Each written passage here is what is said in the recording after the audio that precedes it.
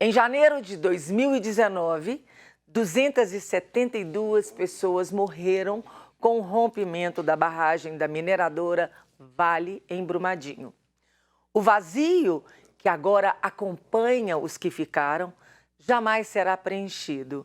E é sobre isso que trata o curta-metragem O Vazio que Atravessa, produzido pelo jornalista Fernando Moreira, e é com ele que eu converso agora.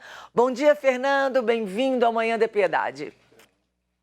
Oi, Maninha, bom dia. Bom dia a todo mundo que está acompanhando. É um prazer estar aqui com você, falando sobre esse tema que é tão sensível, né? Especialmente para Minas Gerais, né? Um tema que ainda sangra, infelizmente. É um tema que sangra. Como você fala para Minas Gerais, é isso mesmo. Todas as pessoas que a gente conhece perdeu um conhecido lá, ou filho de alguém, e sangra realmente no nosso coração. Fernanda, me conta um pouco sobre o processo de produção desse documentário. Boninho, foi o seguinte, eu sou jornalista, como você disse, né? Em 2015, eu cobri como repórter a rompimento da Samarco, né? Da barragem da Samarco, que era operada pela Vale e pela britânica BHP. A da Samarco foi o que aconteceu no Capitão Rodrigo, né?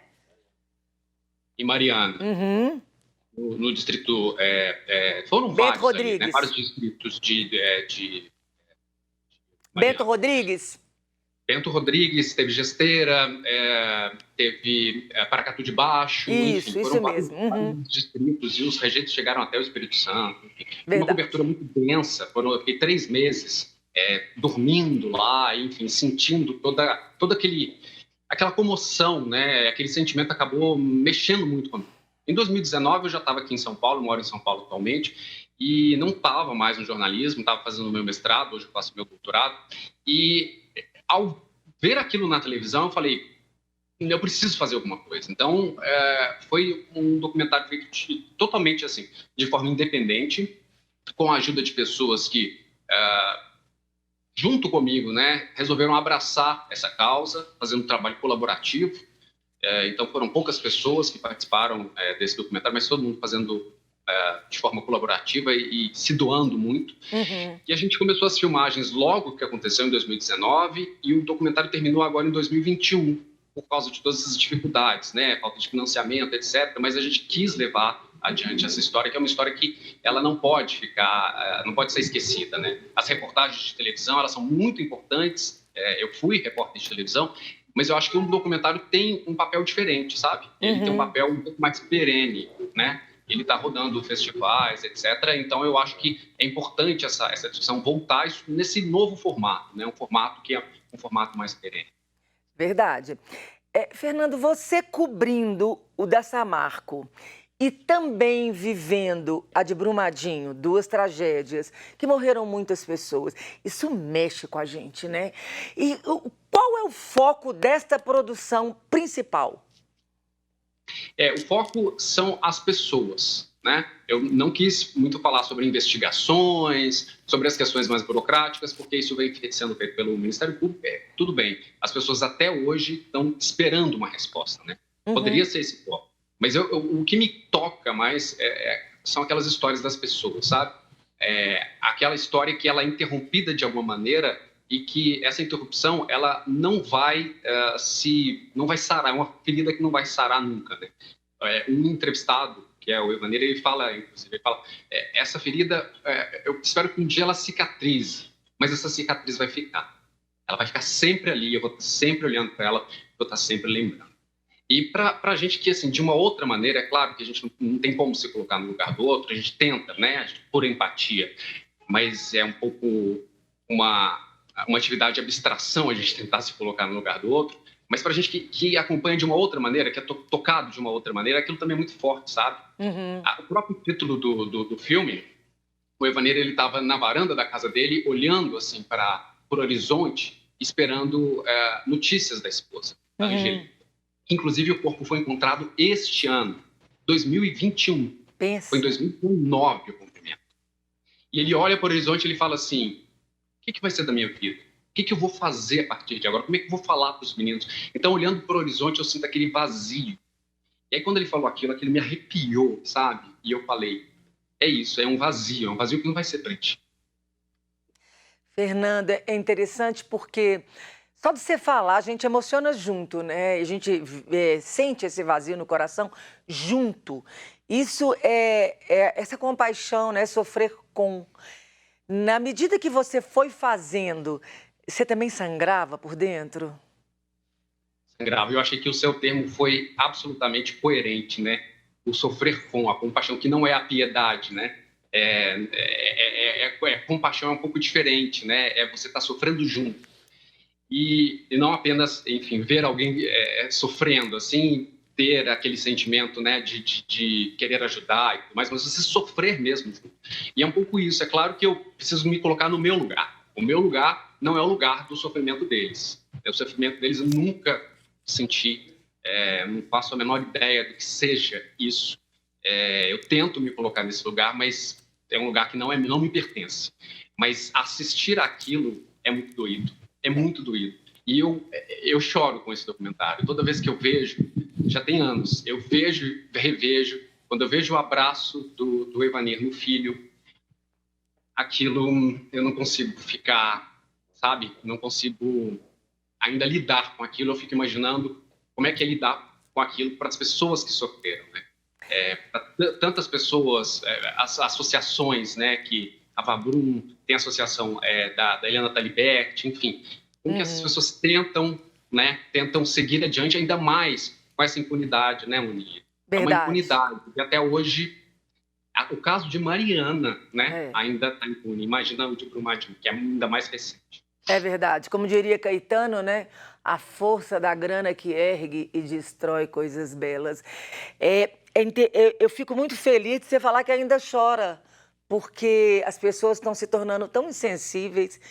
E eu também, isso também mexe comigo. Eu só de falar com você, eu já fico arrepiada, porque eu perdi conhecidos também, mas independente, desde a de Bento Rodrigues, quando a gente foi visitar, quando a gente chega e vê aquela lama que tomou conta de tudo, a gente não pode ficar insensível. E se a gente está insensível, o problema está conosco. Então, que bom, né? Que bom que a gente ainda sofre, que bom que a gente não fica parado, que bom que levantam-se pessoas para gritar e para documentar. Te pergunto, como que as pessoas podem ter acesso a esse documentário? Ótimo, eu vou te falar. Eu só retomando essa sua fala, eu queria só reforçar algo, que a gente falou da ferida, de doer, de sangrar, e o documentário, de uma certa forma, é tocar de novo nessa ferida. É tocar nessa ferida, mas é uma necessidade que a gente precisa tocar enquanto essa ferida não for cicatrizada da forma que precisa ser cicatrizada. Bom, respondendo agora a sua pergunta, o documentário está rodando festivais, né? Já passou por alguns, inclusive em Minas Gerais, como Primeiro Plano, Cine BH, a mostra em Curtas, além de outros festivais também no exterior, em alguns países do Índia, Estados Unidos, Itália, e agora ele está nesse momento no festival na Índia e ele vai estrear num festival que eu estou muito, muito feliz, assim, claro que não feliz em função do tema, mas feliz porque esse tema está indo para frente, né? Num festival importante. É uma felicidade que não é alegria, talvez seja satisfação de saber que esse tema está indo para frente, que é a Mostra de Cinema de Tiradentes, que ela é extremamente importante, né? É uma mostra, está na 25ª edição, para Minas Gerais, eu acho que não tem ninguém que não conheça a Mostra de Cinema de Tiradentes, e vai ser exibido na Praça de Tiradentes e com um debate depois. Então as pessoas vão poder conversar, vão poder falar sobre isso, vão poder se engajar, né? Trazer a sua questão, o seu ativismo enfim, a gente tentar com as nossas forças de formiguinha, né?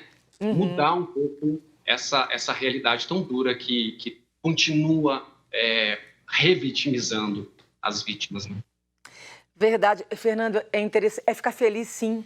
É feliz pelo reconhecimento de um trabalho, é feliz pelo grito estar sendo ouvido, as pessoas estão ouvindo o grito, é feliz porque mais pessoas vão se engajar nessa luta e não vai morrer.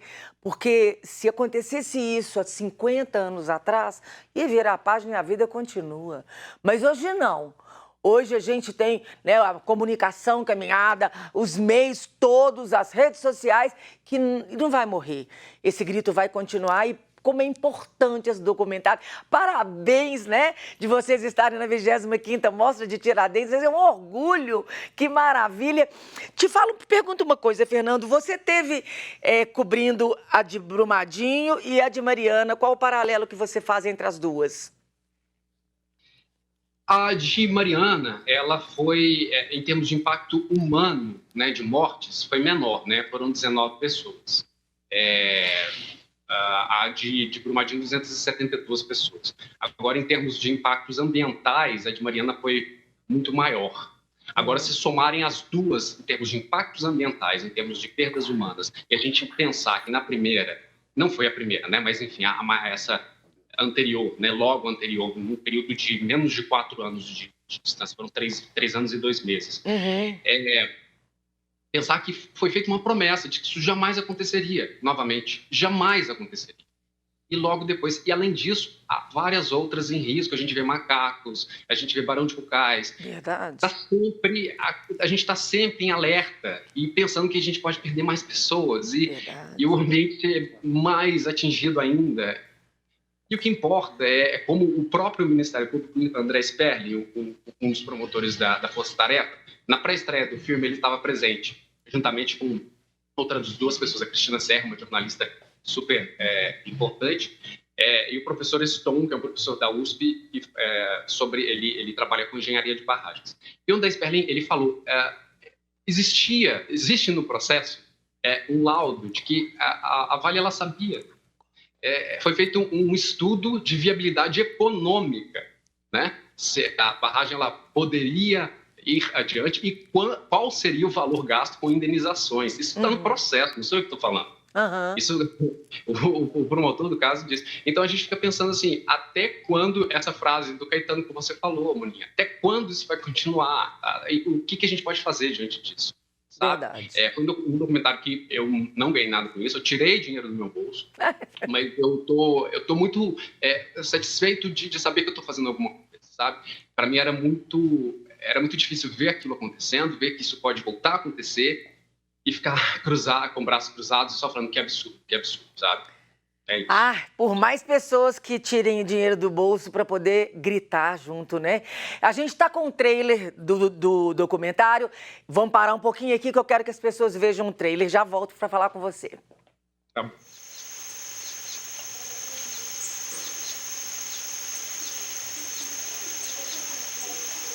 Savim, Samuel, o nome da mamãe ainda não aparece nos que já estão em segurança não, tá? Vamos orando aí em nome de Jesus.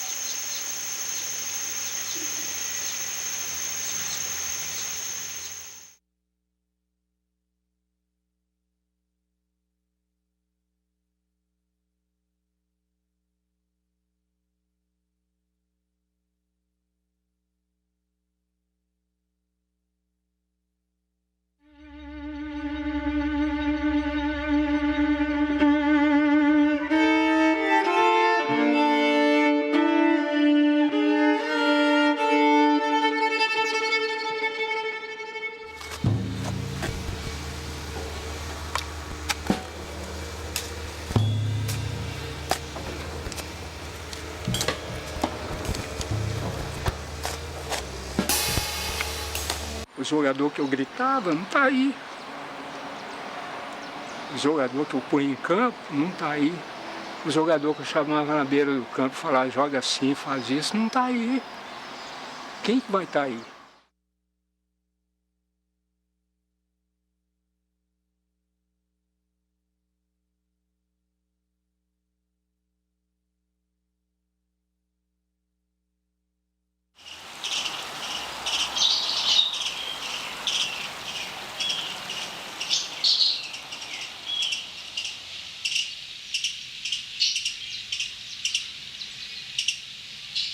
Então, a gente pensar, né, até onde vai a ambição do ser humano, do ponto de vista negativo, para mim, uma reflexão que fica.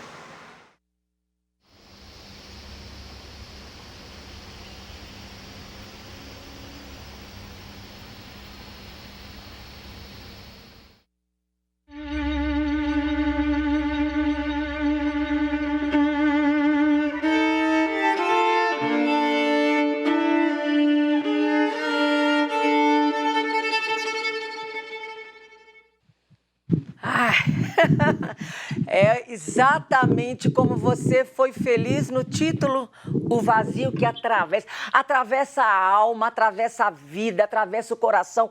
É um vazio que inunda nosso ser, pelo amor de Deus. Quando a gente vê essa imagem da barragem sendo rompida, aquela lama vindo, meu Deus, Fernando do céu. O que mais te marcou durante a produção desse documentário?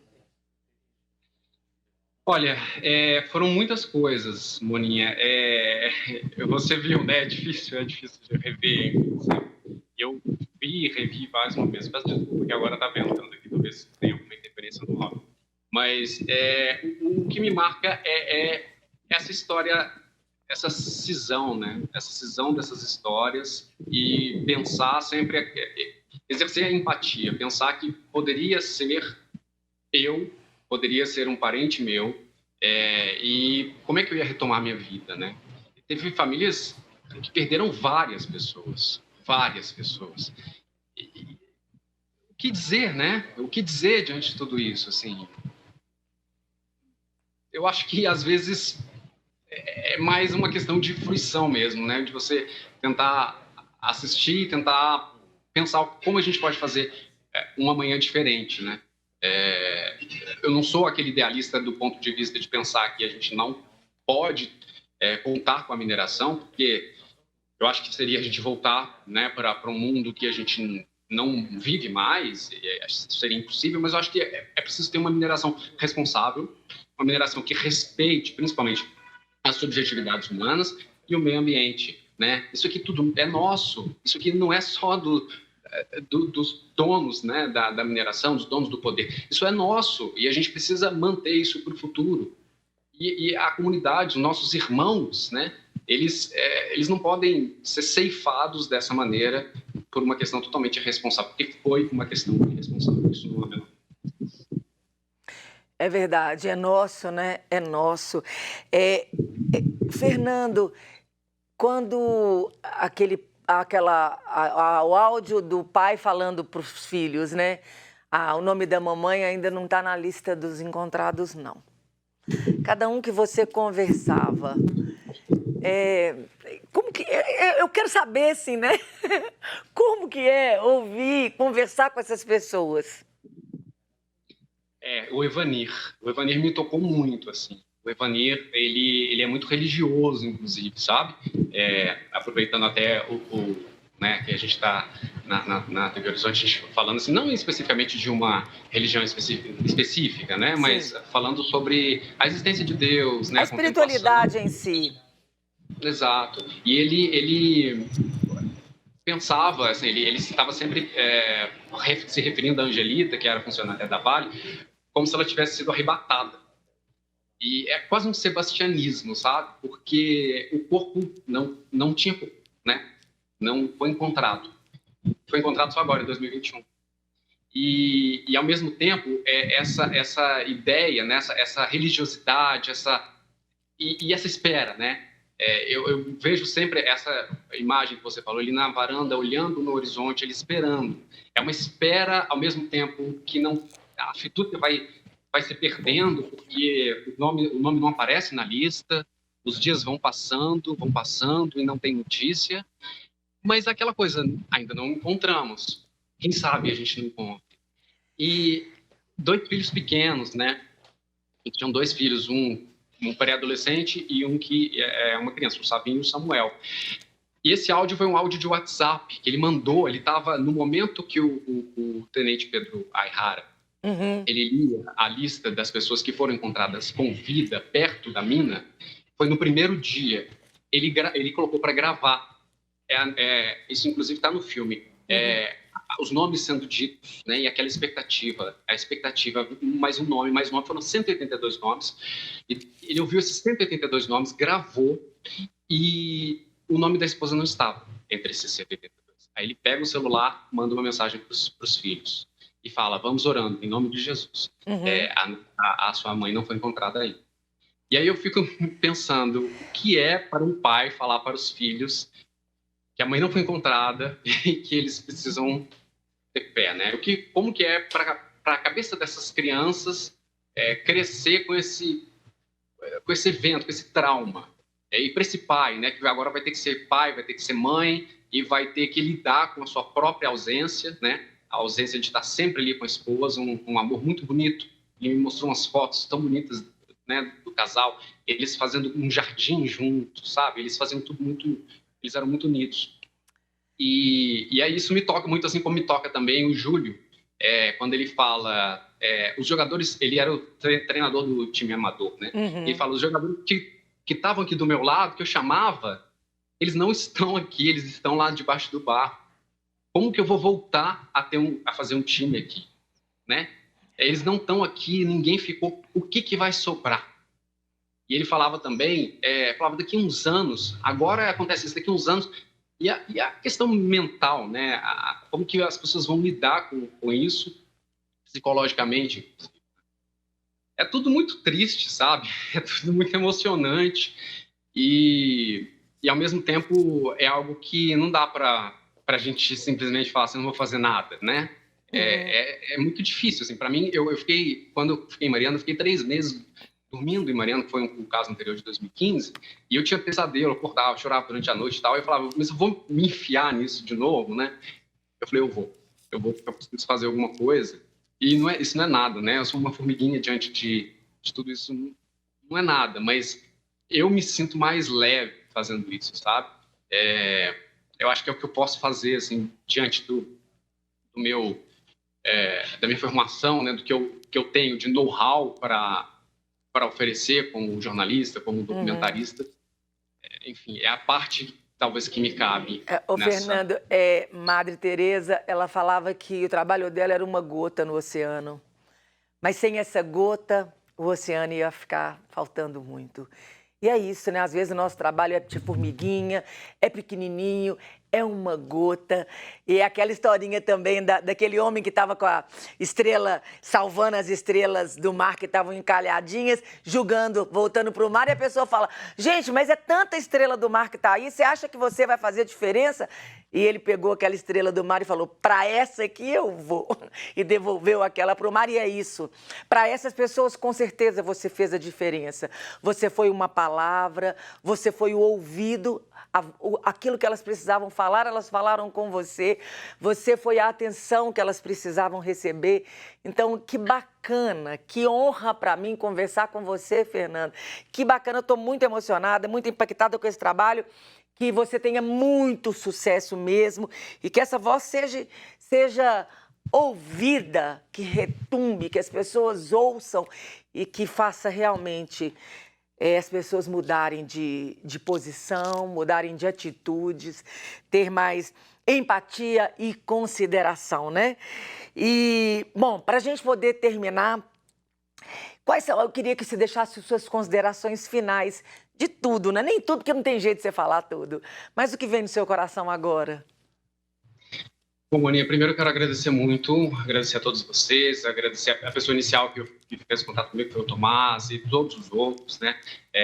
Toda a sua produção, eles foram muito atenciosos. Quero agradecer a você, né? A sua empatia, fiquei assim, emocionado também com a forma como você conduz todo o programa. Isso a gente sente que é de verdade, né? Eu também, como um comunicador, eu entendo e eu sei que isso é de verdade de você.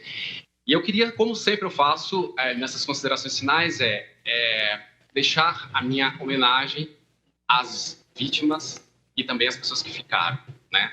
E eu queria também agradecer a toda a equipe do filme, que todo mundo fez de forma colaborativa. Então, eu vou falar rapidamente de pouquíssimas pessoas, que é o Gustavo Conin, que fez a trilha, a Gabriela de Bella, que fez as imagens, eu fiz algumas, ela fez a maior parte, o Caio Antônio, que fez a colorização, 2 músicos também que participaram com o Gustavo Conin, que é o Gabriel Marim e o Alex Buch, e a Sônia Cristina, que foi a editora do metragem. Então fica aqui a minha homenagem, a minha singela homenagem que eu posso fazer por essas pessoas e meu agradecimento a elas e a vocês por esse espaço. Muito obrigado. Amém. Fernando, muito obrigada.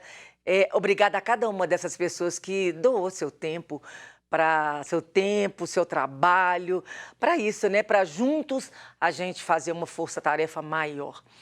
Que você tenha muito sucesso na 25ª, não só na 25ª lá em Tiradentes, mas em cada lugar que esse documentário foi exibido. Que você tenha muito sucesso, que Deus abençoe muito o seu trabalho.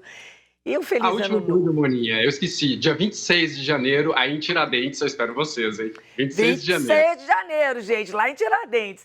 Muito obrigada. Feliz ano novo, Fernando. Deus abençoe muito sua vida e seu trabalho, viu?